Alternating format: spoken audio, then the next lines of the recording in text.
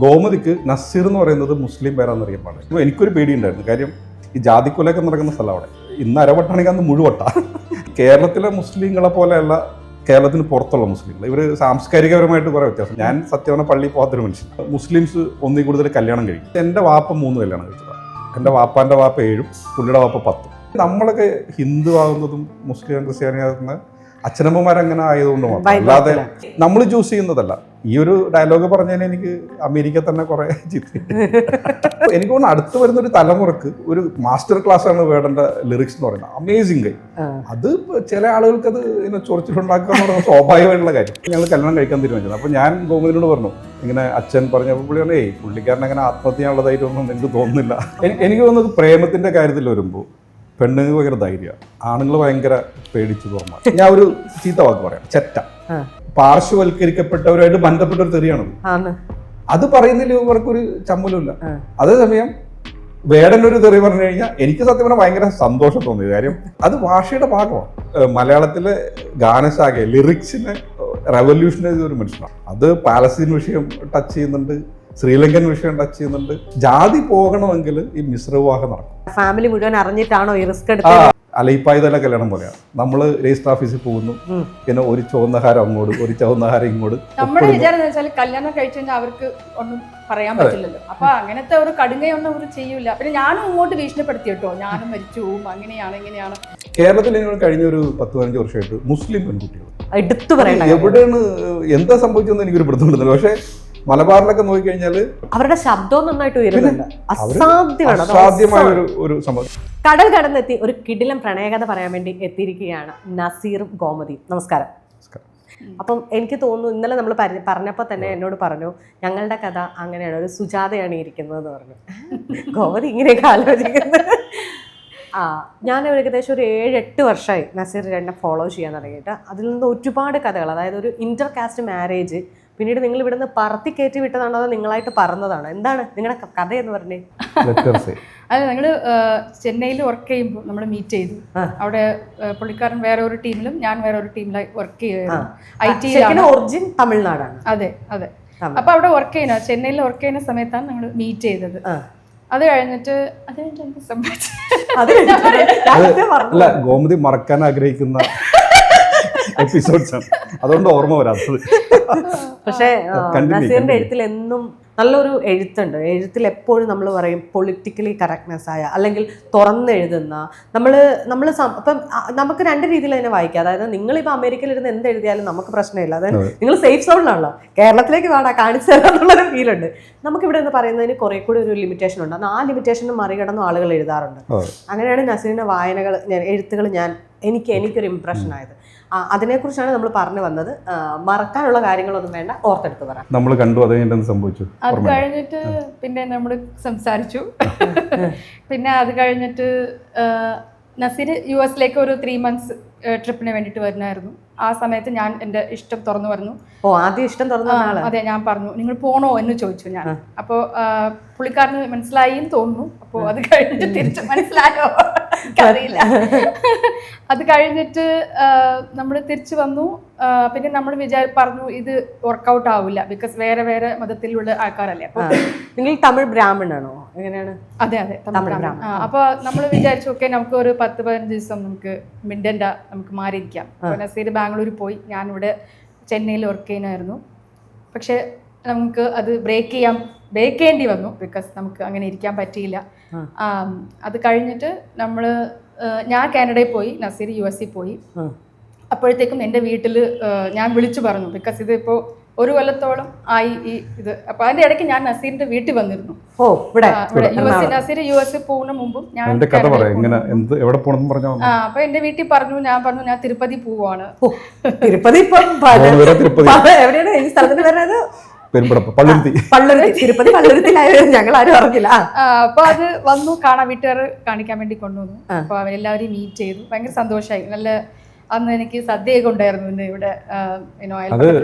തമാശ എന്താ വെച്ചാൽ എന്റെ വീട്ടിൽ ഈ മാംസം കുക്ക് ചെയ്യുന്നോണ്ടിട്ട് അടുത്ത വീട്ടിൽ നിന്നൊക്കെ അടുപ്പൊക്കെ വാങ്ങിച്ച് കുക്ക് ചെയ്ത് പുള്ളിക്കാരി. എന്നിട്ട് വന്നു കഴിഞ്ഞപ്പോൾ ഇവർക്ക് ഈ സാഷ്ടാംഗ നമസ്കാരമുണ്ട്, മുതിർന്നവരുടെ കാലിൽ വീണു, പാപ്പാന്റെ അമ്മാന്റെ ഫ്രണ്ടിൽ കമന്നടിച്ചെങ്കിൽ വീണു. അത് ഞങ്ങളുടെ ഒരു കസ്റ്റമാണ് ആക്ച്വലി. പ്രായമുള്ള ആൾക്കാരെയൊക്കെ ബഹുമാനിക്കുക, അങ്ങനത്തെ ഒരു കസ്റ്റമായിരുന്നു. പിന്നെ ഇവിടെ ഫോട്ടോ വെച്ചിലേക്ക് നമ്മൾ അടിച്ചു പൊളിച്ച് നടന്നു അന്നത്തെ ദിവസം. അത് കഴിഞ്ഞിട്ട് തിരിച്ചുപോയി. പിന്നെ അത് കഴിഞ്ഞിട്ടാണ് ഞാൻ കാനഡയിലേക്കും നസീർ US-ലേക്കും ചെല്ലുന്നത്. അപ്പോൾ നസീറിന് actually he was 6 years elder than me.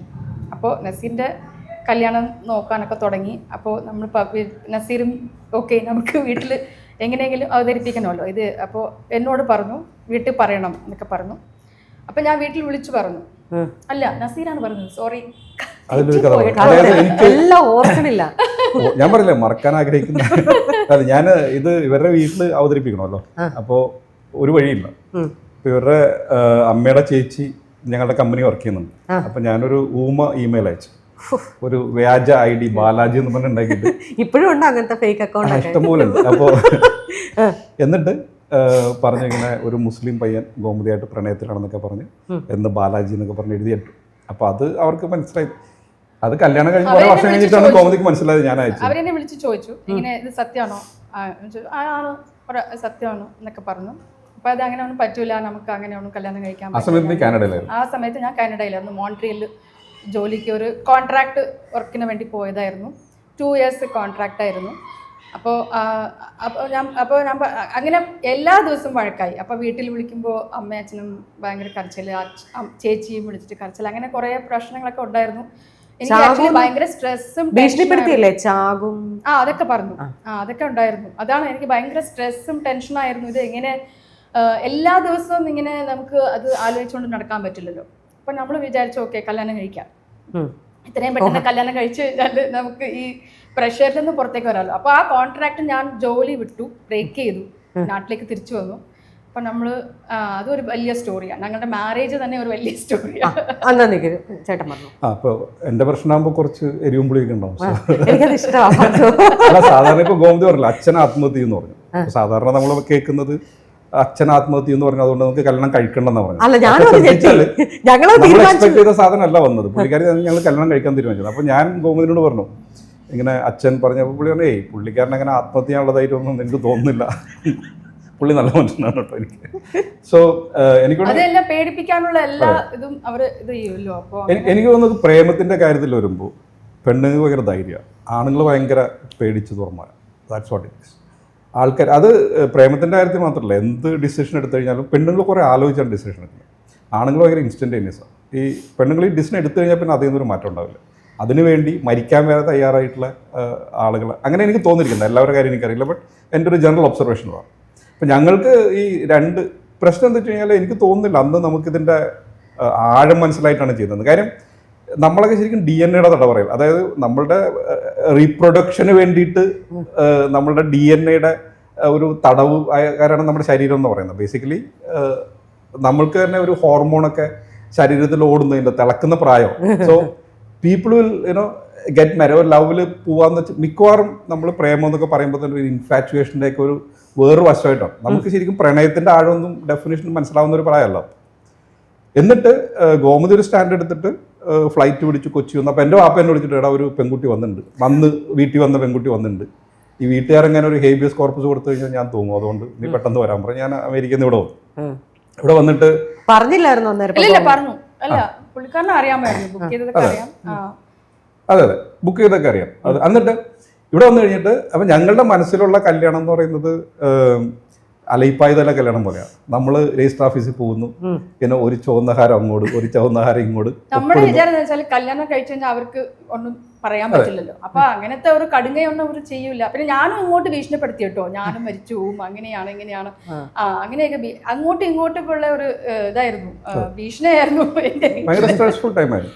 എന്നിട്ട് ഞങ്ങൾ രജിസ്റ്റർ ഓഫീസിൽ പോയിട്ട് ആപ്ലിക്കേഷൻ കൊടുത്തപ്പോൾ രജിസ്ട്രാർ പറഞ്ഞു ഇങ്ങനെയല്ല ഇത് വർക്ക് ചെയ്യുന്നത്.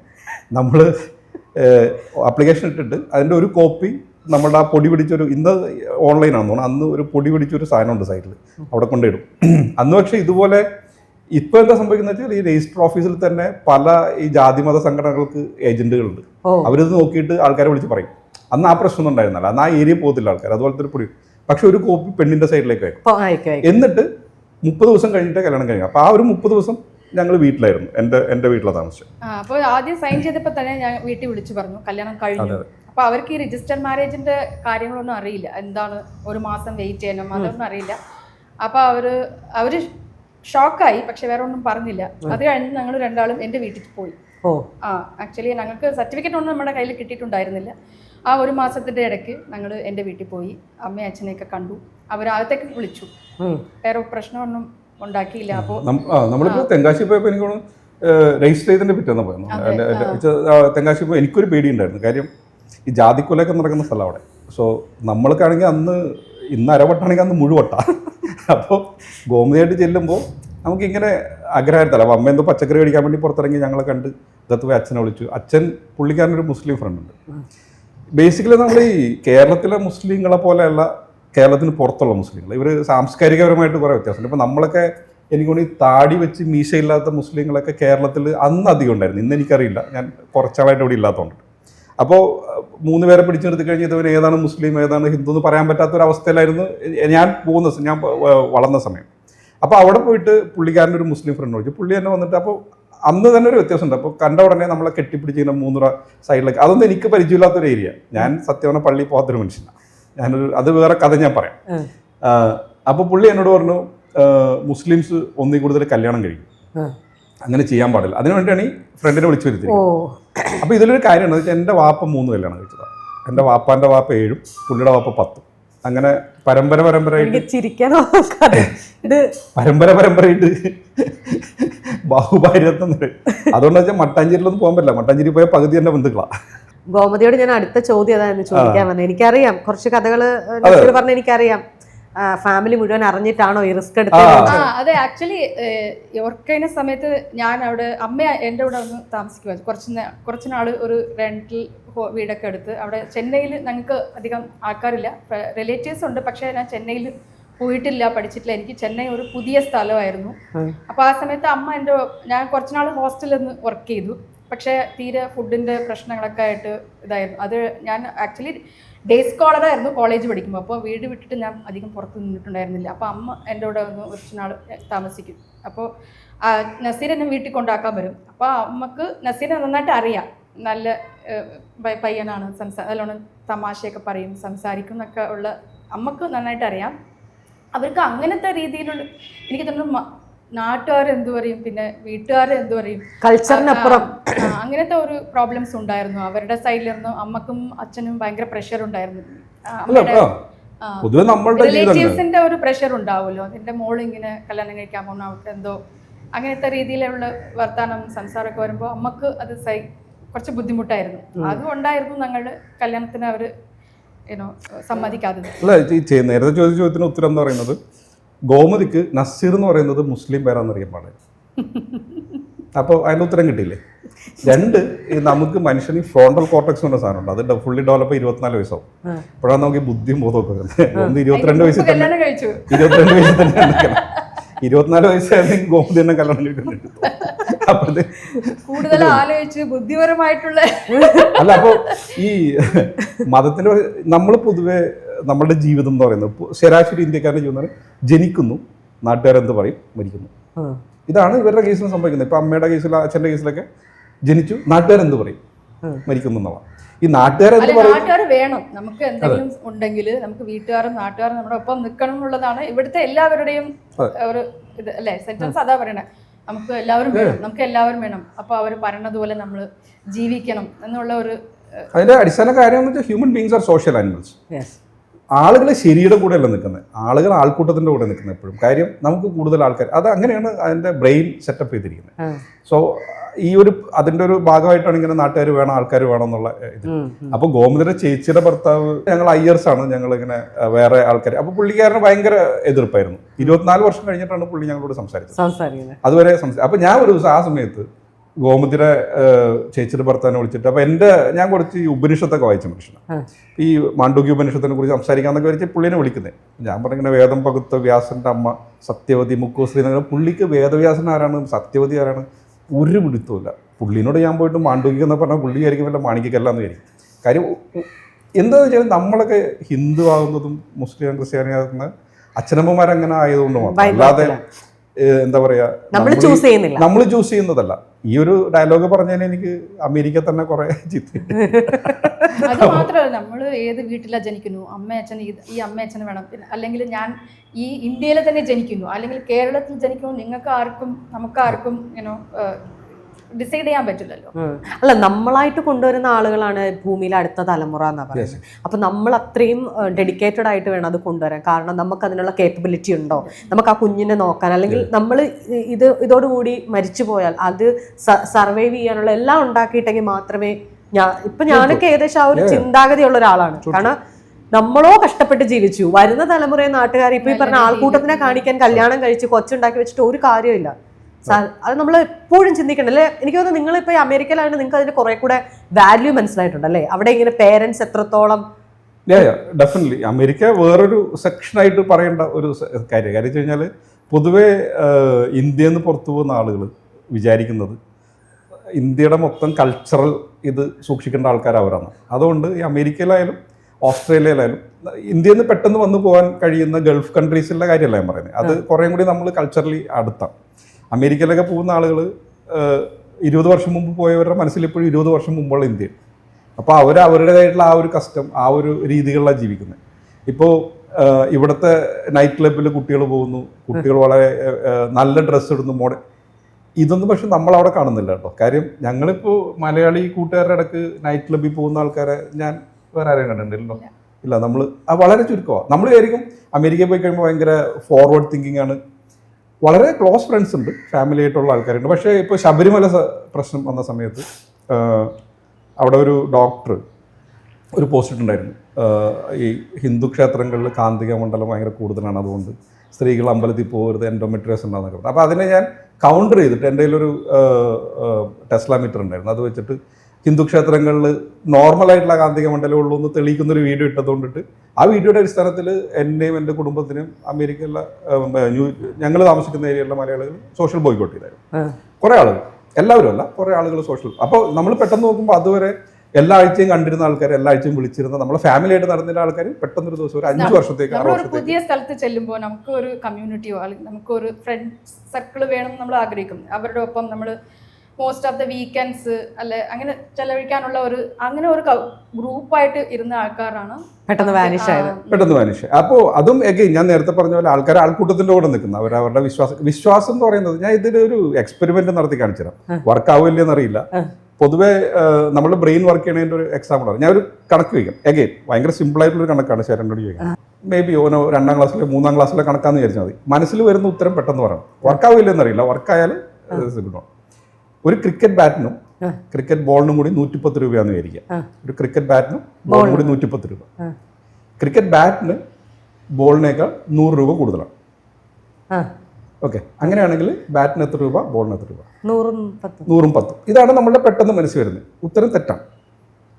ഇത് എന്തുകൊണ്ടാണെന്ന് വെച്ചാൽ ഞാൻ ഇത് എക്സ്പ്ലെയിൻ ചെയ്തു തരാം. ഉത്തരം എന്തുകൊണ്ടാണെന്ന് വെച്ചാൽ നമ്മൾ ചോദ്യത്തിലേക്ക് പോകാം. ക്രിക്കറ്റ് ബോളിനും ബാറ്റിനും കൂടി 110 രൂപ, ബാറ്റിന് ബോളിനേക്കാൾ 100 രൂപ കൂടുതലാണെന്നല്ല പറഞ്ഞു. അപ്പോൾ ബോളിന് 10 രൂപയാണെങ്കിൽ ബാറ്റിന് ബോളിനേക്കാൾ 100 രൂപ കൂടുതൽ, അപ്പോൾ ബാറ്റിന് 110 രൂപയും. ബോളിന് 10 രൂപ, ബാറ്റിന് ബോളിനേക്കാൾ 100 രൂപ കൂടുതലോ, ബാറ്റിന് 110 രൂപയും. രണ്ടും കൂടി 120ആയി. നമ്മുടെ ക്വസ്റ്റ്യൻ അതല്ല. ക്വസ്റ്റ്യൻ ബാറ്റിനും ബോളിനും കൂടി 110 രൂപ. ശരിക്കും എൻ്റെ ആൻസർ 5ഉം 105ഉം ആണ്. ബോളിന് 5 രൂപ, ബാറ്റിന് ബോളിനേക്കാൾ 100 രൂപ കൂടുതൽ 105. 105, 5, 110. അത് ശരി. എന്തുകൊണ്ടാണ് പക്ഷെ 100ഉം 10 പറഞ്ഞാൽ 100ൽ 90 പേരും ഈ 100ഉം 10ആണ് ആൻസർ പറയുന്നത്. ഇത് നമ്മൾ MIT-ലോ unless you are a trained mathematician, ഇപ്പോൾ ടാക്സിലൊക്കെ വർക്ക് ചെയ്യുന്ന ആൾക്കാർ, അങ്ങനെ കുറെ പേർക്ക് ഇത് പെട്ടെന്ന് കിട്ടും. നമ്മളെപ്പോലുള്ള സാധാരണക്കാരും ഒപ്പോഴും കാര്യം എന്ന് വെച്ചാൽ നമ്മുടെ തലച്ചോറ് ഇഷ്ടംപോലെ ഗ്ലൂക്കോസ് യൂസ് ചെയ്യുന്ന ഒരു ഓർഗനാണ്. കുറെ എനർജി വേണം. അതേസമയം പണ്ട് നമ്മൾ നായടി നടക്കുന്ന സമയത്ത് എന്തെങ്കിലും ആഴ്ചയിലൊരിക്കലും ഹണ്ട് കിട്ടുന്നത്, അത് കഴിഞ്ഞാൽ പിന്നെ നമ്മൾ പട്ടിണിയാണ്. അപ്പോൾ ഗ്ലൂക്കോസ് എങ്ങനെ ശേഖരിച്ച് വെക്കാം, അധികം ഉപയോഗിക്കാതിരിക്കാം എന്നുള്ളതാണ് നമ്മുടെ ശരീരം നോക്കുന്നത്. അതിന് വേണ്ടിയിട്ട് തലച്ചോറിൽ ഇങ്ങനെ 2 തരം സിസ്റ്റം ഉണ്ടെന്ന് പറയുന്നത്. ഇത് ഡാനിയൽ കനീമാൻ്റെ ഒരു ബുക്കിനെ ബേസ് ചെയ്തിട്ടുള്ള idea, thinking fast and slow. അപ്പോൾ നമ്മുടെ തലച്ചോറ് എപ്പോഴും ഷോർട്ട് കട്ട് എടുക്കാൻ നോക്കും. എന്തുകൊണ്ടാണെന്ന് വെച്ചാൽ നമ്മൾ ഇപ്പോൾ 3 × 2 3 × 2 എന്ന് പറഞ്ഞാൽ 6 പെട്ടെന്ന് നമുക്ക് തല വരും. പക്ഷേ 19 × 26 എന്ന് പറഞ്ഞു കഴിഞ്ഞാൽ തലയിൽ ഇങ്ങനെ വർക്ക് ചെയ്യാത്ത സ്ഥലമൊക്കെ ഒരു വർക്ക് ചെയ്യുന്ന ഒരു ഫീലിംഗ് വരും. It uses energy, right? Energy എടുക്കാതിരിക്കാൻ വേണ്ടിയിട്ടുള്ള ഒരു ഷോർട്ട് കട്ട് കുറേ ഇതുണ്ട്. അതിൽ നമ്മൾ പെട്ടു. അതാണ് ഈ മതം കൊണ്ട് ചെയ്യുന്ന. അല്ലെങ്കിൽ ഇപ്പോൾ ശബരിമല വരുമ്പോൾ പെട്ടെന്ന് ചിലർക്ക് ഈ അല്ലെങ്കിൽ മുസ്ലിം മതത്തിൽ തുല്യ സ്വത്തവകാശം, മദ്രസയിൽ നടക്കുന്ന പീഡനങ്ങളുടെ കഥയൊക്കെ പറഞ്ഞ് അല്ലെ എന്തിനെ കുറിച്ചായാലും സഭാതർക്കോ വാട്ടോ സ്വന്തം മതത്തിൻ്റെ കാര്യം പറയുമ്പോൾ പെട്ടെന്ന് നമുക്ക് രക്തം തിളക്കുന്നതെന്ന് പറയുന്നത് ഈ ഒരു ട്രാക്കിൻ്റെ പ്രശ്നം. നമ്മൾ ശരിക്കും വയർ ചെയ്തിരിക്കുന്നത് ഇതിലൊക്കെ പോയി ചാടാൻ വേണ്ടിയിട്ടാണ്. ഇത് അല്ലാതെ തിങ്ക് ചെയ്ത് ബുക്ക് വായിച്ച് പ്രോപ്പർ ഡിസിഷൻ എടുക്കുക എന്ന് പറയുന്നത് യെസ്, അതിന് നല്ല എനർജി വേണമെന്നിട്ട് ആൾക്കാർ ചെയ്യത്തില്ല. അപ്പൊ ശരിക്കും അതെ, സംഘപരിവാറാകാൻ ഈസിയാണ്. പക്ഷെ ചിന്തിക്കുന്ന ഒരു രാഷ്ട്രീയം ഉണ്ടെങ്കിൽ അത് ബുദ്ധിമുട്ടുള്ള പരിപാടിയാണ്. അതുകൊണ്ടാണ് പണ്ട് ഇപ്പോൾ കേരളത്തിൽ ഇടതുപക്ഷം വരാനുള്ള ഒരു പ്രധാനപ്പെട്ട കാരണം ഗ്രന്ഥശാല പ്രസ്ഥാനം ഇതൊക്കെ. കാര്യം വെച്ചാൽ അത്രമാത്രം ആളുകൾ വായിച്ച് അറിഞ്ഞിപ്പോൾ എൻ്റെ വാപ്പയൊക്കെ 4ാം ക്ലാസ് വരെ പഠിച്ചിട്ടുള്ളൂ. പക്ഷേ ഇവിടുത്തെ ലൈബ്രറിയുടെ സ്ഥാപക 50ാമത്തെ സ്ഥാപക മെമ്പറാണ്. പുള്ളി വായിക്കാതെ ബുക്കില്ല. അങ്ങനെയാണ് ഞാൻ ബുക്ക് വായിക്കാൻ തുടങ്ങി. ഞാൻ ഇപ്പോൾ സ്ഥിരം ബുക്ക് വായിക്കുന്ന ഒരാളാണ്. അപ്പോൾ ഈ ഒരു സാധനം കൊണ്ടാണ് കേരളത്തിലെ ഇതുവരെ ഇടതുപക്ഷം ശരി നിലനിൽക്കുന്നത്. ഇപ്പോൾ നെഹ്റു, ഗാന്ധിയൊക്കെ, നെഹ്റു അംബേദ്കറൊക്കെ ഉള്ളതുകൊണ്ടിട്ടാണ് ഇന്ത്യ ഇതുവരെ ഇങ്ങനെ ഒരു ലിബറൽ ഇതിൽ നിന്നിരുന്നത്. ശരിക്കുള്ള നമ്മളുടെ തലച്ചോറിൻ്റെ ഇത് വെച്ചിട്ട് നമ്മൾ പണ്ടേ വലതുവശത്തേക്ക് പോകേണ്ട ആൾക്കാർ. ഭാഗ്യം കൊണ്ട് ആ സമയത്ത് നെഹ്റുവും അംബേദ്കറും ഉള്ളതുകൊണ്ട് നമ്മൾ രക്ഷപ്പെട്ടു. പക്ഷെ അവരെ പോലുള്ള വായന ഉള്ളത് കൊണ്ടാണ് അതിപ്പോഴും ആളുകൾക്ക് വായിക്കാൻ പറ്റുന്നില്ല എന്നുള്ള. വായിച്ചത് എഴുതിയത് അവർ നമുക്ക് പകർന്നു തന്നത് ഇപ്പോഴും വായിക്കാൻ പറ്റുന്നില്ല. ചേട്ടൻ പറഞ്ഞ തന്നെ നമ്മൾ ഷോർട്ട് കട്ട് ഉപയോഗിച്ച് പെട്ടെന്ന് തന്നെ ചെയ്യുവാണ്. ഇപ്പോൾ ഓരോ ഇതിലും ഓരോ പ്രശ്നങ്ങൾ വരുമ്പോഴും ഇപ്പോൾ അംബേദ്കറിന്റെ കോട്സ് എടുത്തിട്ട് ചിലപ്പോൾ അതിനെ വേറെ രീതി നിർവചിക്കുന്നവരുണ്ട്. എന്താണ് പശുവിനെ കുറിച്ചിട്ട് അംബേദ്കർ അതിനെ സംരക്ഷിക്കണം എന്നുള്ളത് ഭരണഘടനയെ പറഞ്ഞിട്ടുണ്ടെന്ന് പറഞ്ഞിട്ടാണ് മറ്റേ ഗോവധത്തിനെ കുറിച്ചിട്ടുള്ള ഒരു പ്രശ്നത്തിൽ സംഘപരിവാർ എടുത്തുകൊണ്ട് വന്നൊരു സാധനം ഞാൻ പറഞ്ഞപ്പോൾ പെട്ടെന്ന് ഓർത്താം. കാരണം അത് എന്തുകൊണ്ടാണെന്ന് ആ കാലഘട്ടത്തിലേക്ക് അനലൈസ് ചെയ്ത് പോയാലേ കിട്ടത്തുള്ളൂ. പക്ഷെ അവരത് അംബേദ്കർ പറഞ്ഞിട്ടുണ്ട്. കാരണം അംബേദ്കർ പറഞ്ഞാൽ നമ്മൾ അനുസരിക്കും, നമ്മൾ കേൾക്കും. അയ്യോ അംബേദ്കർ പറഞ്ഞു എങ്കിൽ നമുക്കത് ചെയ്യാം എന്നുള്ളൊരു തോട്ട് പ്രോസസ് ഉണ്ട്. അതിനെ അനലൈസ് ചെയ്യാൻ ഇതുവരെ അവർക്കത് പറ്റിയിട്ടില്ല എന്നുള്ളത്. നമ്മുടെ അംബേദ്കർ പറഞ്ഞുകൊണ്ട് എൻ്റെ വീടിന് അടുത്ത് ഞങ്ങൾ ന്യൂജേഴ്സി താമസിക്കുന്നത്, ന്യൂയോർക്കിൽ കൊളംബിയ യൂണിവേഴ്സിറ്റിയിലാണ് അംബേദ്കർ പഠിച്ചത്. അവിടെയാണ് PhD ചെയ്തത്. അപ്പോൾ പുള്ളി 2 PhD ചെയ്തിട്ടുണ്ട്. കൊളംബിയയിൽ ഒരെണ്ണം ചെയ്തിട്ടുണ്ട്, ലണ്ടൻ സ്കൂൾ ഓഫ് എക്കണോമിക്സ്. ഇപ്പോൾ പോലും അമേരിക്കയിലെ കുട്ടികൾക്ക് അഡ്മിഷൻ കിട്ടുന്ന സ്ഥലമല്ല. ഇപ്പോൾ നന്നായിട്ട് IT മേഖലയിൽ ഇവിടെ അവിടെ വർക്ക് ചെയ്യുന്ന എൻ്റെ കുട്ടികൾക്ക് പോലും അവിടെ കൊളംബിയയിൽ അഡ്മിഷൻ കിട്ടണമെന്നില്ല. ലണ്ടൻ സ്കൂൾ ഓഫ് എക്കണോമിക്സ്, അതായത് അംബേദ്കറിന് ആ സമയത്ത് അഡ്മിഷൻ കിട്ടിയ യൂണിവേഴ്സിറ്റി ഈസ് വേൾഡ് ക്ലാസ്. ആ വേൾഡ് ക്ലാസ് യൂണിവേഴ്സിറ്റിയിൽ വേൾഡ് ക്ലാസ് ഒരു തിങ്കർ പോയി നിന്നിട്ട്, അതുകൊണ്ടാണ് നമുക്ക് ഇങ്ങനെ ഒരു ഭരണഘടന കിട്ടിയത്. അപ്പോൾ അനിലേഷൻ ഓഫ് കാസ്റ്റ്, ജാതി ഉന്മൂലനം എന്ന് പറയുന്ന അംബേദ്കറിന്റെ ബുക്ക് ഒരു വാദത്തെ എങ്ങനെ നമ്മൾ അനലൈസ് ചെയ്യണം എന്നുള്ളതിൻ്റെ ക്ലാസിക് എക്സാമ്പിളാണ്. അത് അരുന്ധതി റോയിയുടെ ഒരു ആമുഖത്തോടുകൂടി എടുത്ത് ഒരു മലയാളം പബ്ലിഷ് ചെയ്തിട്ടുണ്ട്. കാരണം പുള്ളി ആ ഒരു ജാതിനെ എടുത്തിട്ട് അനലൈസ് ചെയ്ത് ഓരോ ചാപ്റ്റർ ബൈ ചാപ്റ്റർ ആയിട്ട് ഓരോ ഭാഗമായിട്ട് അതിനെ ഏറ്റവും അവസാനം പുള്ളി പറയുന്നത് ജാതി പോകണമെങ്കിൽ ഈ മിശ്രവിവാഹം നടക്കും. അതായത് വേറെ അല്ലെങ്കിൽ എന്തൊന്നും ചെറിയ നമ്മൾ എന്താ അതിനെ പറയുന്നത്, എൻഡോഗമിക്കോ ഒരു സെക്ഷനിൽ തന്നെ നമ്മൾ കല്യാണം കഴിച്ചിങ്ങനെ പോകും. എന്നിട്ട് ഇത് ഞാൻ ഹിന്ദുമതത്തിനെ കുറിച്ച് മാത്രമല്ല പറയുന്നത്, എല്ലാ വിധത്തിലും. ഇപ്പോൾ എനിക്ക് തന്നെ പണ്ടൊരു കല്യാണാലോചന വന്നപ്പോൾ എൻ്റെ ഉമ്മ പറഞ്ഞിട്ടുണ്ടോ അത് ഒസാന്മാരെന്ന് പറയുന്നത് ഈ മുടി വെട്ടുന്ന ആൾക്കാരാണ്, അതെന്തോ വേറെ ജാതിയാന്നുള്ളതിൽ മുസ്ലിങ്ങളുടെ അടങ്ങുന്നത്. ഇപ്പോൾ തങ്ങന്മാർ, ഇപ്പോൾ കേരളത്തിലെ പ്രമുഖമായിട്ടുള്ള ഒരു മുസ്ലിം രാഷ്ട്രീയ കക്ഷിയുടെ എന്താണ് ചെയർമാൻമാരല്ല എപ്പോഴും തങ്ങന്മാരാകുന്ന അവർ വിചാരിക്കുന്നത് എന്തോ സംഭവമാണ്. അതൊരു ജാതിയാണ്. ഇപ്പോൾ ക്രിസ്ത്യൻസിൻ്റെ ഇടയ്ക്ക് അറിയാമല്ലോ നമ്മളിങ്ങനെ. ഞാനിപ്പോൾ US പോകുമ്പോൾ ഞാൻ വളർന്നു വരുന്നൊരു സാഹചര്യം എന്ന് പറയുന്നത് ഒരു മഠം ഉണ്ടാവും, ഏറനാട്ട് അമ്പലത്തിന്റെ സൈഡിലൊരു മഠം, അതിന് ചുറ്റും നായർ മേനോൻ വീടുകൾ, അതിന്റെ ചുറ്റും ഈഴവർ പുലയർ കോളനികൾ, അതിന് കഴിഞ്ഞിട്ട് പിന്നെ ദളിത് കോളനി, ഇങ്ങനെ ഒരു സെറ്റപ്പ് ഇതിലാണ് ഞാൻ വളർന്നത്. പക്ഷെ ഞങ്ങളാകെ ഒരു 1-2 മുസ്ലിം ഫാമിലി അവിടെ ഉണ്ടായിരുന്നുകൊണ്ടിട്ട് ഈ ആളുകളൊക്കെ ആയിട്ട് നമ്മൾ കൂട്ടുകൂടിയാണ് വളർന്നത്. ഞാൻ കണ്ടിരിക്കുന്ന ലത്തീൻ ക്രിസ്ത്യാനികളാണ്, ലാറ്റിൻ കാത്തലിക്. ഞാൻ അമേരിക്കയിൽ പോകുമ്പോൾ എന്ന് വെച്ച് കഴിഞ്ഞാൽ ഈ വരുന്ന ആളുകളൊന്നുമില്ല. ഞാൻ കാണുന്നതെല്ലാം വേറെ ഏതോ കേരളമാണ്. ഞാൻ കണ്ട കേരളം US അത് ഞാൻ മോശമായിട്ട് പറയുന്നതല്ല, എനിക്കൊണ്ട് സാമ്പത്തിക കാരണങ്ങളാൽ ഒരു ക്രീമി ലെയറാണ് US വന്നു വിട്ടിരിക്കുന്നത്. അപ്പോൾ നമ്മളിവിടെ കാണുന്ന ഒരു, ഞാൻ തിരിച്ച് ഈ ഗോമതിര കേസിലേക്ക് വരാം, ഇത് കണക്ട് ചെയ്ത് വരുമ്പോൾ ഇവര് ഇപ്പോൾ അച്ഛൻ കുറച്ചാൾ പൂജ ചെയ്തിട്ടുണ്ടായിരുന്നു. അപ്പോൾ അച്ഛന് ഈ എന്താ പറയുക പൂജ ചൊല്ലുമ്പോൾ അതിൽ തെറ്റ് ഞാൻ കണ്ടുപിടിച്ച അച്ഛന് പറഞ്ഞു കൊടുത്തിട്ടുണ്ട്. കാര്യം പുള്ളി പറയുന്ന ഇത് കറക്റ്റ് അല്ല. അപ്പോൾ ഇവർ അറിഞ്ഞിട്ടല്ല ഇത് ചെയ്യുന്നത്. ഇത് ഞങ്ങൾ ഒരു ജാതിയാണ്, ഞങ്ങൾ ഭയങ്കര ഹൈ ഇതാന്ന് പറഞ്ഞു. പക്ഷെ 25 വർഷം കഴിഞ്ഞിട്ട് അന്ന് ഗോമതിലെ അച്ഛനെയൊക്കെ ചീത്ത പറഞ്ഞ ആൾക്കാർ നമ്മളെ വിളിച്ച് സോറി പറഞ്ഞിട്ടുണ്ട്. കാര്യം ഒന്നുകിൽ അവരുടെ കുട്ടികൾ പ്രേമിച്ച് കല്യാണം കഴിച്ചിട്ടുണ്ട്. പക്ഷെ അവർ പ്രേമിക്കുമ്പോൾ പ്രേമം ഒക്കെയാണ് ആസ് ലോങ് ആസ് നിങ്ങൾ നിങ്ങളുടെ ജാതിയിൽ നിന്ന് തന്നെ കിട്ടുകയാണെങ്കിൽ. പിന്നെ അതുപോലെ തന്നെ ഇപ്പൊ ഈ കാസ്റ്റ് പറയുന്ന ആൾക്കാരില്ലേ, ലെറ്റ്സ് കാസ്റ്റിനെ കുറിച്ച് എതിർക്കുന്ന ആൾക്കാർ, ഒരു മില്യണർ ആയിട്ടുള്ള ഒരാൾ വന്നു കഴിഞ്ഞാൽ അവർക്കത് പ്രശ്നമില്ല. സാമ്പത്തികം വേറെ സംഭവം, കാസ്റ്റും സാമ്പത്തികവും കൂടി ഭയങ്കരമായിട്ട്. പക്ഷെ ഇപ്പൊ നമ്മൾ ഈ കാസ്റ്റ് ഇതിന്റെ ഒരു അതേ കാര്യമില്ല. പക്ഷെ അതിലൊരു കാര്യം പറയുമ്പോൾ അടുത്തിടെ വേടനെതിരെ ഒരു ഇത് വന്നിരുന്നു, ഇന്നതേ പാടാവുള്ളൂ. അത് മാത്രമല്ല ജാതിയെ കുറിച്ച് പറഞ്ഞു വന്നപ്പോൾ അംബേദ്കറിന്റെ ജാതി ഉന്മൂലനത്തില് മിശ്ര വിവാഹം വേണം എന്നുള്ളത്. മിശ്ര വിവാഹം, ഈ മിശ്ര വിവാഹത്തിന് ഇപ്പം ആ സമയത്ത് എല്ലാവരും പറഞ്ഞു. ഇപ്പൊ പറയുന്നത് വെച്ചാൽ വേടൻ പറയുന്നത് ജാതി തിരിക്കുവാണ്, അതായത് ജാതി പറയുകയാണെന്നാണ് പറയുന്നത്. വേടൻ അങ്ങനെ തന്നെ പറയുകയാണ്, വീണ്ടും കേരളത്തിൽ ജാതി കൊണ്ടുവരുന്നു എന്നാണ് പറയുന്നത്. ഒരുപാട് ആൾക്കാർ പറയുന്നത് ഞങ്ങൾ നിങ്ങളുടെ തോളത്ത് കൈയിട്ടല്ലേ നടക്കുന്നത്, എൻ്റെ കൂടെയുള്ള ദളിത് അല്ലെങ്കിൽ മുസ്ലിംസ് അല്ലാത്തവരോടൊക്കെ ഞങ്ങൾ ഭയങ്കര സ്നേഹമാണ്, ഞങ്ങൾക്ക് അങ്ങനെ ചെയ്യാൻ പറ്റില്ല. ശരി, ഒറ്റ ചോദ്യം, നിങ്ങളുടെ കുടുംബത്തിൽ നിന്ന് ഒരു പെണ്ണിനെ കൊടുക്കുമോ, ചെറുക്കനെ കൊടുക്കുമോ? പറ്റില്ല. അത് ആ ചോദ്യം വരുന്ന സംഭവത്തിൽ അവർ സ്റ്റക്കാവും. അതിനെ മീതി ലിബറലായിട്ട് ചിന്തിക്കുന്നവരുണ്ടെങ്കിൽ മാത്രമേ നടക്കുകയുള്ളൂ. അത് ആ വീട്ടിൽ ഒരാൾക്ക് ആ സ്ട്രോങ് ഡിസിഷൻ എടുക്കാൻ പറ്റുന്ന ഒരാൾക്ക്. പക്ഷെ അയാളും ഈ പറഞ്ഞ 25 വർഷം കഴിയണം അയാൾക്ക് അത് അയാളുടെ കൂടെ ഒരാൾക്കൂട്ടം നിർമ്മിക്കണമെങ്കിൽ, അല്ലേ? ഇതല്ലേ ഇതിപ്പോ ഞാൻ ഈ കഴിഞ്ഞ ദിവസം ഇങ്ങനെ പറയുന്നത്, ഇവരെല്ലാം ഇങ്ങനെ പറഞ്ഞപ്പോ ഞാൻ ആലോചിച്ചു, ഒരാളോട് കല്യാണത്തെ കുറിച്ച് ചോദിച്ചു, അവർ ആദ്യം ജാതിയാ പറയുന്നത്. നിങ്ങൾ SC/ST ഒഴികെ എന്തിനാ മാട്രിമോണി പോട്ടെ, നമ്മളുടെ ഈ പറയുന്ന ജോലിക്കാരെ എടുക്കുന്നതിന് മാട്രിമോണി പിന്നെ ഒരു ദാമ്പത്തികമാണെന്ന് വിചാരിക്കാം. നിങ്ങൾ അൾട്ടിമേറ്റ് അടുത്ത ജനറേഷൻ ഉണ്ടാക്കണം, കുഞ്ഞിന്റെ തന്ത ആര്, കുഞ്ഞിന്റെ ജാതി എന്നുള്ളതൊക്കെയാണ് അതിനകത്ത്. ഒരു ജോലിക്കെന്ന് പറയുമ്പോ മനസ്സിലാക്കി അതൊക്കെ എങ്ങനെയാണ് നമുക്ക് ഈ പറയുന്നത്. ഇപ്പൊ നമ്മൾ കണ്ടതായിരിക്കും, എനിക്ക് നസീർ ഇങ്ങനെ കൂടുതലായിട്ട് സോഷ്യൽ ഇതിൽ പെടുന്നുണ്ട്. തിരുവനന്തപുരത്തെ ആ ചേച്ചിയുടെ കേസില്ലേ, ആ കേസിൽ പോലും എന്നോട് പേഴ്സണലായിട്ട് എൻ്റെ ഒരു സുഹൃത്ത് എന്നോട് പറഞ്ഞത്, ഞങ്ങൾ നായന്മാരിലും ആൾക്കാരും വീട്ടു ജോലിക്ക് പോകുന്നുണ്ടല്ലോ, ഒരു നായർ സ്ത്രീക്ക് വന്നാൽ നിങ്ങൾ ഇങ്ങനെ ചെയ്യുമോ എന്ന് ചോദിച്ചു. അപ്പം എനിക്ക് അദ്ദേഹത്തോടൊന്നും പറയാൻ പറ്റിയില്ല, കാരണം നമ്മൾ പറഞ്ഞിട്ട് കാര്യമില്ല. പക്ഷെ നായർ സ്ത്രീയാണ് അത് അങ്ങനെ ആ വീട്ടിൽ പണിക്ക് പോകുന്നുണ്ടെങ്കിൽ ആ നാട്ടിൽ തന്നെ ആദ്യം പറഞ്ഞു, ഓ വലിയ കുടുംബത്തിലെ ആയിരുന്നു, ഇപ്പൊ എല്ലാം നശിച്ച് ഇപ്പൊ വീട്ടു ജോലിക്ക് പോവാം. അതായത് ഇങ്ങനെ ഭയങ്കര കനിവ് കൊട്ടിക്കൊടുക്കുക. ഇപ്പുറ സൈഡ് ആ കനിവില്ല, അവരായിരിക്കും അങ്ങനെ ഒരു എന്താ പറയാ മുൻവിധി ഉണ്ടാവും.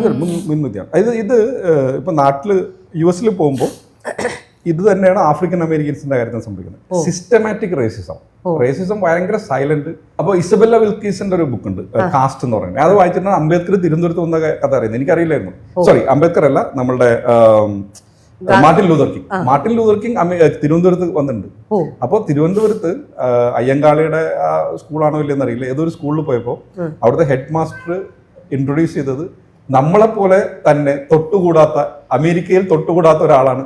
അപ്പൊ മാർട്ടിൻ ലൂതർ കിങ് പറയുന്നത് നിറം ഒരു പ്രശ്നമാണ് അവിടെ ആഫ്രിക്കൻ അമേരിക്കൻസിന് ഭയങ്കര, പക്ഷെ തൊട്ടുകൂടായ്മ എന്നൊരു സാധനമില്ല, തൊടാതിരിക്കത്തില്ല. അവര് ഫീൽഡിലൊക്കെ വർക്ക് ചെയ്യാനോ അത്.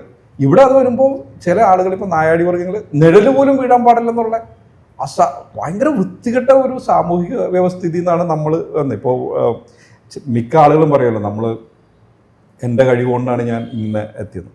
സത്യം പറഞ്ഞു കഴിഞ്ഞാൽ കേരളത്തിൻ്റെ മണ്ണെന്ന് പറയുന്നത് അയ്യങ്കാളിയും ഡോക്ടർ പൽപ്പും സഹോദരൻ. ഇന്നലെ ഞാൻ MG റോഡിൽ കൂടി പോയപ്പോൾ അയ്യപ്പന്റെ വീട് കാണിച്ചു കൊടുത്തു, സഹോദരൻ അയ്യപ്പന്റെ. കാരണം പുള്ളിയുടെ വീട് പകുതി കട്ട് ചെയ്തിട്ടാണ് MG റോഡ് എക്സ്പാൻഡ് ചെയ്തിരിക്കുന്നത്. ശ്രീനാരായണ ഗുരുവിന്റെ എനിക്ക് തോന്നുന്നു ഏറ്റവും അടുത്ത ശിഷ്യനാണ്. സയൻസ് ദശകം, ശ്രീനാരായണ ഗുരു ദൈവദശകം എഴുതുമ്പോൾ സയൻസ് ദശകം എഴുതിയ ആളാണ്. ഒരു ജാതി, ഒരു ദൈവം, ഒരു മതം എന്ന് ഗുരു പറയുമ്പോൾ ജാതി വേണ്ട, ദൈവം വേണ്ട, മനുഷ്യൻ എന്ന് പറയുന്ന വ്യക്തിയാണ്. സോ നാരായണ ഗുരു, അയ്യങ്കാളി, ഇവരൊക്കെ ഉഴുതിട്ടാണ് ക്രിസ്ത്യൻ മിഷണറിമാർ ഇഷ്ടംപോലെ. ഞാൻ പഠിച്ചത് ഇവിടെ സെന്റ് ആന്റണീസ് UP സ്കൂളിലാണ്. അത് പഠിച്ചതിൻ്റെ ഒരു കഥ, ഈ വിദ്യാഭ്യാസനെയും എഗെയിൻ സൈക്കിൾ ഓഫ് പോവർട്ടി എന്നൊരു സാധനമുണ്ട്. അതായത് പാവപ്പെട്ടവർ കൂടുതൽ കുട്ടികളെ ഉണ്ടാക്കും എന്ന് പറഞ്ഞൊരു തിയറി ഉണ്ട്. അതായത് എന്തുകൊണ്ടാന്ന് വെച്ചാൽ ഈ മുതിർന്ന കുട്ടികൾ ചില ഇടയ കുട്ടികളെ നോക്കുകയും ചെയ്യും. ഒരു 15 വയസ്സ് കഴിഞ്ഞാൽ അവർ സമ്പാദിക്കാൻ തുടങ്ങും. ഇപ്പോൾ ഫിഷിംഗ് ഹാർബറിൽ പോയി ഐസ് പൊട്ടിക്കാൻ പോയിട്ട് അല്ലെങ്കിൽ എന്തെങ്കിലും വിൽക്കാൻ പോയിട്ടൊക്കെ അവർക്ക് കുറേ ഹാൻഡ്സ് ഉണ്ട്. ഇപ്പോൾ ഫീൽഡ് ആണെങ്കിൽ അവിടെ വർക്ക് ചെയ്യാൻ. പക്ഷെ നല്ല പൈസ ഉള്ളവർക്ക് ഒരു കുട്ടിക്ക് നല്ല ചിലവുണ്ട്. കാര്യം ഇവനെ പോയി ഹാർവാർഡിൽ വല്ലതും പഠിപ്പിക്കണം, ഇങ്ങനെയുള്ള കുറേ നല്ല ചിലവാകാം, നല്ല വിദ്യാഭ്യാസം. അതുകൊണ്ട് അവർക്ക് കുട്ടികളുടെ എണ്ണം കുറയും. ഇപ്പം ഈ ദരിദ്രർ കൂടുതൽ കുട്ടികൾ ഉത്പാദിപ്പിക്കുകയും അതൊരു സൈക്കിൾ ഓഫ് പോവർട്ടിയിൽ ഇങ്ങനെ നടന്നുകൊണ്ടേ ഇരിക്കുന്ന ഒരു സിറ്റുവേഷൻ. അതിൽ നിന്നൊക്കെ പുറത്തു വരാൻ വേണ്ടിയിട്ട് ഇപ്പോൾ ഞാൻ പഠിച്ചത് സെയിൻറ് ആനീസ് UP സ്കൂളിലാണ്. പിന്നെ STP അത് ശ്രീനാരായണ ഗുരുവിൻ്റെ ഇതാണ്. അത് കഴിഞ്ഞ് Cochin college of engineering Trivandrum. ഇപ്പം നോക്കിക്കഴിഞ്ഞാൽ മിഷണറിമാർ, ശ്രീനാരായണ ഗുരു, സർക്കാർ വിദ്യാലയം എന്നും പറഞ്ഞ് നാട്ടുകാരുടെ പൈസ കൊണ്ട് പിടിച്ച മനുഷ്യനെ ഞാൻ. അല്ലാതെ ഇങ്ങനെ ഒരു മണ്ണ് ഇവിടെ ഉള്ളതുകൊണ്ടിട്ടാണ് നമുക്കിങ്ങനെ ഇപ്പോൾ ഉള്ള നിലയിൽ നിൽക്കാൻ പറ്റുന്നത്. പക്ഷെ അത് എല്ലാവർക്കും ഈക്വലായിട്ട് കിട്ടുമെന്ന് വെച്ച് കഴിഞ്ഞാൽ ഇപ്പോൾ ഭൂരിപരീക്ഷണത്തിന്റെ കാര്യത്തിൽ തന്നെ തോട്ടം മേഖലയിൽ നടന്നില്ലെന്ന് പറഞ്ഞ പോലെ എല്ലാവർക്കും ഈക്വലായിട്ട് ഡിസ്ട്രിബ്യൂഷനായിട്ട് കിട്ടിയിട്ടില്ല ഈ ഒരു വിദ്യാഭ്യാസം. നമ്മൾ ഒരു സമൂഹം എനിക്ക് തോന്നുന്നു നല്ല സമൂഹമാണെന്ന് പറയുന്നത് എപ്പോഴും അതിലെ ഏറ്റവും അവശ്യ വിഭാഗങ്ങൾ എങ്ങനെ പെർഫോം ചെയ്യുന്നു. തീർച്ചയായും അതാണ് ഈക്വാളിറ്റി സംവരണം കൊണ്ട് അംബേദ്കർ ഉദ്ദേശിക്കുന്നത്. പക്ഷെ ഇപ്പോഴും സംവരണം എന്ന് പറയുന്നത് വേറൊരു തരത്തിലാണ് വായിക്കുന്നത്. അത് നമ്മുടെ ഒരു സബ്ജക്റ്റ് അല്ലല്ലോ, അത് വലിയ വേദനയെ കുറിച്ച് പറഞ്ഞുകൊണ്ട് ഞാൻ ഒരു കാര്യം പറയാം. എനിക്ക് തോന്നുന്നു മലയാളത്തിലെ ഗാനശാഖയെ ലിറിക്സിനെ റെവല്യൂഷനൈസ് ചെയ്ത ഒരു മനുഷ്യനാണ്. കാര്യം അസാധാരണ ലിറിക്സ്, അത് അന്താരാഷ്ട്ര ലെവലിലുള്ള ലിറിക്സാണ്. അത് പാലസ്തീൻ വിഷയം ടച്ച് ചെയ്യുന്നുണ്ട്, ശ്രീലങ്കൻ വിഷയം ടച്ച് ചെയ്യുന്നുണ്ട്. എനിക്ക് തോന്നുന്നത് നല്ല പൊളിറ്റിക്കലായിട്ടുള്ള ഒരാൾക്ക് മാത്രമേ അത് ഇത് ചെയ്യാൻ പറ്റില്ല. അപ്പോൾ കലയുടെ ഒരു അഡ്വാൻറ്റേജ് കഴിഞ്ഞാൽ പൊളിറ്റിക്കലായിട്ടുള്ള ആൾക്കാർ ഈ വാക്ക് കേട്ട് ഇത് പാടുകയും മനസ്സിലാക്കുകയും ചെയ്യുന്ന ഒരു വശം, ഒന്നും അറിയാത്ത ഒരാൾ ഇത് കേട്ട് പിന്നെ അതിനെക്കുറിച്ചിട്ട് ചിന്തിക്കുകയും ചെയ്യുന്നത്. അപ്പോൾ എനിക്ക് തോന്നുന്നു അടുത്ത് വരുന്നൊരു തലമുറക്ക് ഒരു എന്താ പറയുക ഒരു മാസ്റ്റർ ക്ലാസ് ആണ് വേടന്റെ ലിറിക്സ് എന്ന് പറയുന്നത്. അമേസിംഗ്. അത് ചില ആളുകൾക്ക് അത് ചൊറിച്ചിലുണ്ടാക്കുക എന്ന് പറയുന്നത് സ്വാഭാവികമായിട്ടുള്ള കാര്യം അല്ല. അതില് ആളുകൾ പറയുന്ന തെറിയുണ്ട്, ഒരു വാചകമുണ്ട്, അത് തെറിയാണ്. ഒരു പക്ഷേ കാലങ്ങൾക്ക് മുന്നേ, ഇപ്പം ഒരു 10-15-20 വർഷങ്ങൾക്ക് മുന്നേ ആളുകൾ പറയാൻ മടിക്കുന്നതും സ്ത്രീകൾ പോലും പറയാൻ മടിക്കുന്നതും ഈ പറയുന്ന പോലെ ദളിത് അല്ലെങ്കിൽ കുറച്ചുകൂടി പിന്നോക്ക മേഖലയിൽ മാത്രം പറഞ്ഞു വരുന്ന ഒരു തെറി ഇന്ന് കോമൺ ആണത്. അമേരിക്കയിലാണ് നോക്കുമ്പോൾ എന്തോരം വാക്കുകൾ കോമൺ ആയിട്ട് പാട്ടുകൾ ഉപയോഗിക്കുന്നു. വെച്ച് സ്റ്റാർട്ട് ചെയ്യുന്ന വാക്ക് എന്ന് പറയുന്നത് ദാറ്റ്സ് എ നോർമൽ. അല്ല, ഇതിൽ ഞാൻ പറയുന്നത്, ഞാൻ ഒരു ചീത്ത വാക്ക് പറയാം, ചെറ്റ. ആൾക്കാർക്ക് ഒരു മടിയില്ലാതെ കാര്യം എന്താ വെച്ചാൽ അത് എന്താ പറയാ, സോ കോൾഡ് വേറെ ആളുകളുടെ പാർശ്വവൽക്കരിക്കപ്പെട്ടവരുമായിട്ട് ബന്ധപ്പെട്ട ഒരു തെറിയാണത്. അത് പറയുന്നതിൽ ഇവർക്കൊരു ചമ്മലുമില്ല. അതേസമയം വേടൻ ഒരു തെറി പറഞ്ഞു കഴിഞ്ഞാൽ എനിക്ക് സത്യം പറഞ്ഞാൽ ഭയങ്കര സന്തോഷം തോന്നിയത്. കാര്യം കുറച്ച് തെറികൾ നമ്മൾ, അത് ഭാഷയുടെ ഭാഗമാണ്. കുറച്ച് തെറികൾ നമ്മളിങ്ങനെ ജനാധിപത്യവൽക്കരിക്കപ്പെടേണ്ട ആവശ്യമുണ്ട്. അത് വേടൻ ചെയ്തത് അസാധാരണമായിട്ടുള്ള ഒരു നല്ല, ഇപ്പൊ പിന്നെ ആ ഒരു പ്രശ്നമില്ല. സത്യം പറഞ്ഞാൽ എനിക്ക് തോന്നുന്നു കുറച്ചാൾ കഴിഞ്ഞ് ഈ ക്യാമറയുടെ മുമ്പിൽ നിന്ന് ഈ തെറി പറയുന്നതൊക്കെ ഭയങ്കര നോർമലായിട്ട് വരുന്നുള്ള എൻ്റെ ഒരു അല്ല. പക്ഷെ ഇപ്പൊ ഉണ്ട്. പക്ഷെ ചില ആളുകൾ ഇങ്ങനെ തെറി പറഞ്ഞ തന്നെ വ്ലോഗ് ഒക്കെ ചെയ്യുന്നുണ്ട്. തെറി തന്നെ പറഞ്ഞിട്ട്, ഞാൻ ആരാന്നൊന്നും പറയുന്നില്ല, അറിയാലോ നമ്മൾക്ക്. പക്ഷെ അത് നമ്മള് അതായത് പറയാൻ വേണ്ടി, തെറി പറയാൻ വേണ്ടിട്ട് വ്ലോഗ് ചെയ്യുന്നു. നമ്മളൊരു കാര്യം ചെയ്യുമ്പോൾ അതിന് എന്തെങ്കിലും ഒരു പർപ്പസ്, കോണ്ടെക്സ്റ്റിനോട് എനിക്ക് അരുന്ധതി റോയുടെ ദ ഗോഡ് ഓഫ് സ്മോൾ തിങ്സിനകത്താണ് മറ്റേ തീട്ടപ്പറമ്പ് എന്നുള്ള ഒരു ഡയലോഗ് തന്നെ വരുന്നത്. അത് മറ്റേ കുമ്പളങ്ങി നൈറ്റ്സിനകത്ത് ഷമ്മി ഭയങ്കര ചമ്മിക്കൊണ്ട് പറയുന്ന ഒരു സീനുണ്ട്. അതായത് എന്തോ ഞാൻ ഒരു കാര്യം പറയട്ടെ, നിങ്ങൾ തീട്ടപ്പറമ്പിന്റെ 1/2 കിലോമീറ്റർ അകത്തായിരിക്കണേ. സോ ഇവിടെ അടുത്താണ്, ഇതിന്റെ പുറകിലാണ് തീട്ടപ്പറമ്പ്. സോ അത് പണ്ട് ആളുകൾ വെളിക്കിരിക്കാൻ പോയ സ്ഥലമാണ്. ഞാൻ ജനിച്ചത് മട്ടാഞ്ചേരിയില്ല. മട്ടാഞ്ചേരിയിൽ 5 വീട് ലൈൻ വീടാണ്, ഒരു കിണറും ഒരു കക്കൂസുമാണ്. അപ്പോൾ മുതിർന്നവർക്കാണ് അത്. ഞങ്ങൾ കുട്ടികൾ കാണയിൽ ഇരുന്നിട്ടാണ് കാര്യം സാധിക്കുന്നത്. അങ്ങനെ ഒരു ചേരി പ്രദേശമാണ്. എനിക്ക് തോന്നുന്നു അന്നീർ റസൂലിലും രാജീവ് രവി കൃത്യമായിട്ട് അത് ഷൂട്ട് ചെയ്തിട്ടുണ്ട്. ബ്രില്യൻ്റ് ആയിട്ട് മട്ടാഞ്ചേരി വേർതിരിച്ചിട്ടുണ്ട് ഫോട്ടോ വെച്ച്.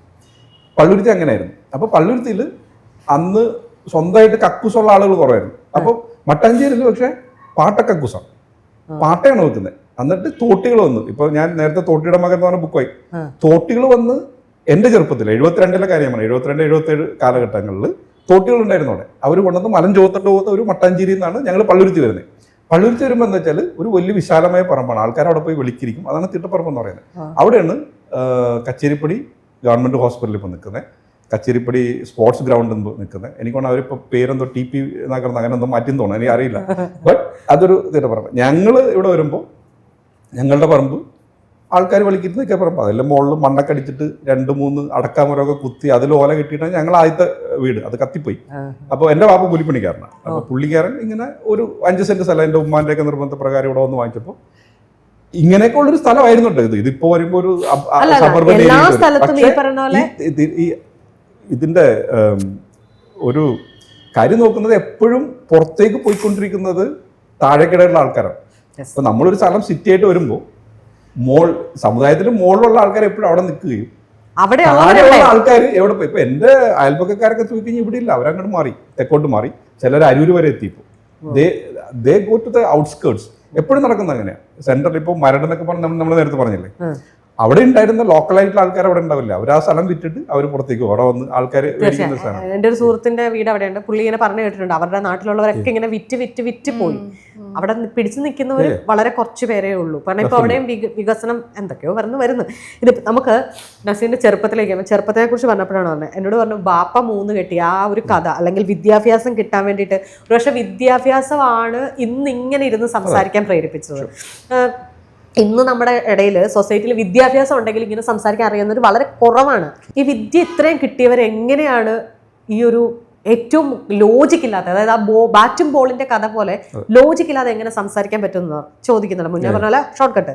ഈ വിദ്യാഭ്യാസം ഈ ചെറുപ്പകാലഘട്ടം ഒന്ന് പറയാമോ? പറയാം, ഡെഫിനറ്റ്ലി. സോ ഞാൻ ആക്ച്വലി 3ാം ക്ലാസ്സിൽ പഠനം നിർത്താൻ പോയിരുന്നൊരു മനുഷ്യനാണ്. അപ്പോൾ എൻ്റെ വീട്ടിൽ ഈ കല്യാണത്തിൻ്റെ ഒരു പ്രശ്നം എന്ന് പറയുന്നത്, നമ്മൾ നേരത്തെ പറഞ്ഞാൽ നാട്ടുകാരെന്ത് പറയുന്നു പറഞ്ഞ് ഡൈവോഴ്സ് ചെയ്യാതെ നിൽക്കുന്ന കുറേ കുടുംബങ്ങളുണ്ട്, മാതാപിതാക്കളുണ്ട്, കുട്ടികളെ നോക്കണമല്ലോ. അപ്പോൾ എൻ്റെ ഉമ്മയും ബാപ്പയൊന്നും എപ്പോൾ നോക്കിയാലും ഭയങ്കര വഴക്കായിരുന്നു എന്തെങ്കിലും കാര്യത്തിന്. അവർ ഒരിക്കലും ആദ്യത്തെ ഭാര്യയായിരുന്നു.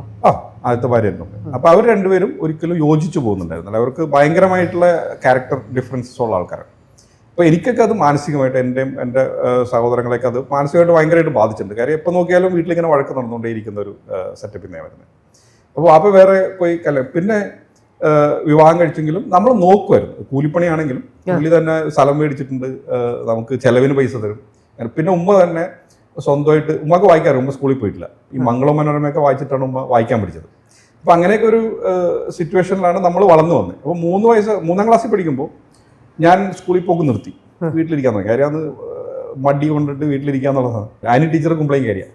പുള്ളിക്കാരത്തി എൻ്റെ വീട്ടിൽ തന്നെ അന്വേഷിച്ചു, ഇന്ന് നന്നായിട്ട് പഠിക്കുന്ന ഒരു പയ്യനെ കാണാനില്ല. വീട്ടിൽ വന്നിട്ട് ഉമ്മാനോട് പറഞ്ഞ് കുട്ടീനെ സ്കൂളിൽ അയച്ചില്ലെങ്കിൽ നിങ്ങൾ പോലീസ് വിളിച്ചിട്ടുണ്ടോയെന്ന് പറഞ്ഞ് ഇങ്ങനെ ഭീഷണിപ്പെടുത്തുന്ന എന്നെ സ്കൂളിൽ കൊണ്ടുവരും.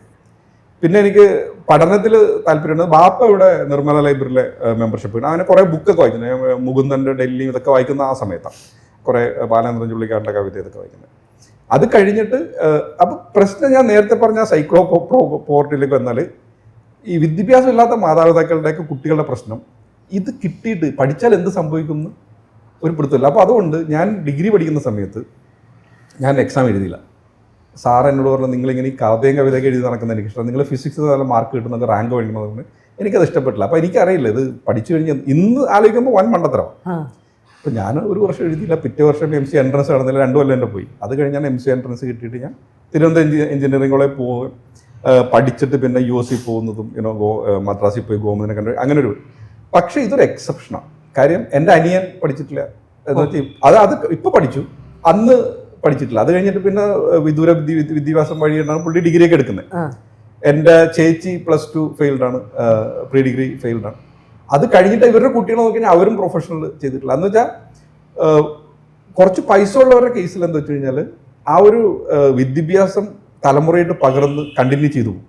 അല്ലാത്തവരുടെ കേസിൽ, എൻ്റെ കേസിൽ ഞാനൊരു എക്സെപ്ഷനായിട്ട് വന്നതാണ്. അതുകൊണ്ടാണ് ഞാൻ ഇപ്പം അമേരിക്കയിൽ പോയി ഞാനൊരു ഫിറ്റ് അല്ലാതെ എനിക്ക് തോന്നുന്നതാണ്. കാര്യം ഞാൻ വന്ന ഭാഗത്തു നിന്ന്, ആ ഒരു ഏരിയയിൽ നിന്ന് വരുന്ന ആരും ഇല്ല അവിടെ.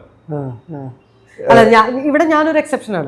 നമ്മളുടെ അതെന്നുവെച്ചാൽ നമ്മൾ വന്ന സാഹചര്യത്തിൽ നിന്ന് ഒരിക്കലും എത്തപ്പെടാൻ പറ്റത്തില്ലാത്ത സ്ഥലത്താണ്.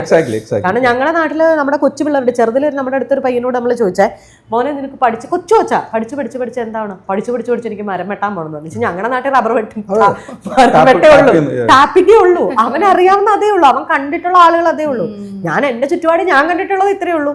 അപ്പൊ അതിൽ നിന്ന് ഈ പറഞ്ഞല്ലേ നമ്മളൊക്കെ എങ്ങനെ എപ്പോഴും ഒന്ന് തെറിച്ചു പോയെന്ന് വന്ന് ഇരിക്കണതാണ്. അത് കണ്ട് വേറെ പിള്ളേർ ചെയ്യുന്നൊക്കെ നമ്മൾ വിചാരിക്കും. പക്ഷെ എന്റെ കേസിൽ അത് നടന്നിട്ടില്ല. ഇപ്പൊ മാറ്റം ഉണ്ടോ? ഇപ്പൊ പൊതുവെ കേരളത്തിൽ കഴിഞ്ഞ ഒരു 10-15 വർഷമായിട്ട് മുസ്ലിം പെൺകുട്ടികൾ എടുത്തു പറയണ എവിടെയാണ് എന്താ സംഭവിച്ചതെന്ന് എനിക്കൊരു പിടുത്തമുണ്ടെന്നില്ല. പക്ഷെ മലബാറിലൊക്കെ നോക്കിക്കഴിഞ്ഞാൽ ആൺകുട്ടികൾക്ക് ഞാൻ ആൺകുട്ടികളല്ല കാണുന്നത്, മുസ്ലിം പെൺകുട്ടികൾ നന്നായിട്ട് പഠിക്കുന്നുണ്ട്, നല്ല ഒരു ഫോക്കസ്ഡ് ആയിട്ട് പഠിക്കുന്നുണ്ട്, നല്ല റാങ്കൊക്കെ വാങ്ങിക്കുന്നുണ്ട്.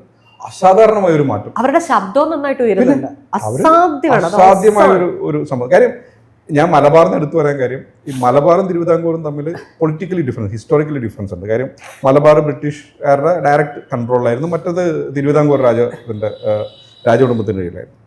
അപ്പോൾ മലബാറിൽ ബ്രിട്ടീഷുകാർക്കെതിരെ ഉള്ള സമരത്തിന്റെ ഭാഗമായിട്ട് മുസ്ലിങ്ങൾ അന്നത്തെ ഖിലാഫത്ത് പ്രസ്ഥാനം ആയിട്ട് തുർക്കിയായിട്ടുള്ള ഒന്നാം ലോക മഹായുദ്ധത്തിൻ്റെയൊക്കെ ഭാഗമായിട്ട് ബ്രിട്ടീഷുകാരായിട്ട് ബന്ധമുള്ള എല്ലാം ഉപേക്ഷിച്ചു. അതിൻ്റെ കൂടെ ഇംഗ്ലീഷ് വിദ്യാഭ്യാസം ഉപേക്ഷിച്ചു, ആധുനിക വിദ്യാഭ്യാസം. അതുകൊണ്ട് മലബാർ മുസ്ലിങ്ങൾ ആക്ച്വലി പഠിച്ചത് അറബി മലയാളം.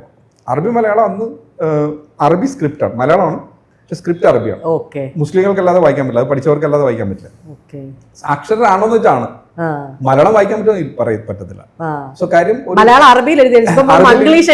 എക്സാക്ട്ലി അതുപോലെ. അത് പക്ഷെ അവരുടെ ഒരു ടെക്നിക്കും കൂടിയാണ്. കാര്യം അന്നത്തെ സമരത്തിന്റെ ഭാഗമായിട്ട് രഹസ്യ സന്ദേശങ്ങളൊക്കെ അങ്ങനെ കുറെ അവരുടെ അത് കഴിഞ്ഞിട്ട് അതുകൊണ്ടാണ് മലബാർ എപ്പോഴും വിദ്യാഭ്യാസത്തിൽ പിറകിലായിരുന്നു. പക്ഷെ ഈ ഗൾഫിൽ പോയി പൈസ സമ്പാദിക്കലോ അങ്ങനെയുള്ള ഇതൊക്കെ കഴിഞ്ഞിട്ട് തിരുവിതാംകൂറിനേക്കാൾ ഇപ്പം മുന്നോട്ട് എനിക്ക് തോന്നുന്നു മലബാർ കയറി വരുന്നത്.